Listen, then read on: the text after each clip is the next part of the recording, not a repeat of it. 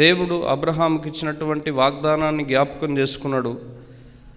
దేవుడే బాధ్యతతో కూడినటువంటి అభివృద్ధిని కూడా అక్కడ చేసిండు. వీళ్లకు తెలియని పనులు నేర్పించిండు. రకరకాల పనులు నేర్చుకున్నారు. ఇటుకలు చేసింది వాళ్ళే, బాయిలు తవ్వింది కూడా ఉన్నారు ఇక్కడ. బాయిలు తవ్వేటోళ్ళనా? బాయిలు తవ్వింది కూడా వాళ్ళే, ఇటుకలు చేసింది కూడా వాళ్ళే, రకరకాల వ్యవసాయాన్ని కొనసాగింపజేసింది కూడా వాళ్ళే.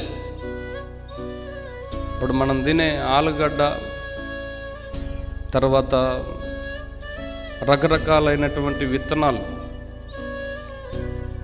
అన్నీ కూడా అక్కడి నుంచే మనకి ఇప్పుడు సరఫరా చేయబడుతున్నాయి. అంటే దేవుని కృప ఈ ప్రజలకు తోడుగుంది కాబట్టే వాళ్ళంతా కూడా అభివృద్ధిలోకి వచ్చారు. వీళ్ళంతా అభివృద్ధి అవుతుంటే వరవలేకపోయారు ఐగుప్తీలు.